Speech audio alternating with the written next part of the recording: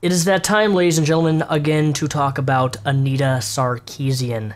I'm still ill, so I apologize for the grungy voice. However, I am blown away. Absolutely stunned at the fact that there are still people giving this woman money. Now, for those of you who don't know, I have made quite a few videos. Thunderfoot's made quite a few videos. There's a lot that, of all the people on YouTube, I think Anita Sarkscamian has been one of the most people, one of the singular people that has had more responses towards things that she's had to say than anyone on YouTube. That even is beyond Nicole Arbor. Like, Anita Sarkscamian has been refuted hundreds of times by thousands of people on YouTube. I mean, she, I think, has done a disservice to the cause that she was actually trying to do regarding, women in video games. And for those of you who don't know, even with the $170,000 that she raised for that series, she still never actually finished that series with her total amount of videos that she promised. I think she got up to like 8 or 9. She promised I think 12 or 15 or something between that number, but she never even, with the $170,000, she didn't even complete the series that she promised people that she would do. And when she announced that on her page, on her Feminist Frequency website, a lot of people were upset. And there was even people who once supported her who wanted refunds for, because she made a promise and then she didn't, didn't come into terms with her promises. And I think anyone would be mad about that if you give people money and then they don't do what they say they're going to do. Well, the thing is, now she is doing a new thing, a new fundraiser, and right now she's trying to raise $200,000, to which she is now at $30-some thousand on her new series, and which, if you're watching this video, you probably already don't like her. Don't donate to this woman. Don't give her any more of your cash, because if anything, she's going to do a repeat. She's raising $200,000. She's not going to complete a series that she's going to promise people that she's going to complete. So why are people still giving her money?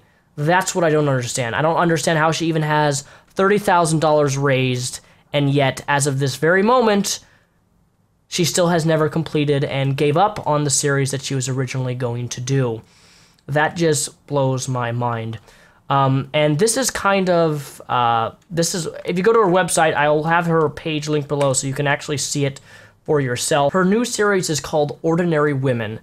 Quote, "It is going to focus exclusively on real women from history rather than fictional women from media." Yeah, maybe you should have done that in your first series, just focus on people who actually existed rather than fictional video game characters that don't have any effect in our day-to-day real life world that we live in. Quote, "We've talked often about gender stereotypes that limit the scope of female characters in games, and the Ordinary Women project takes the conversation a step further, highlighting the examples of women who have defied those stereotypes throughout history."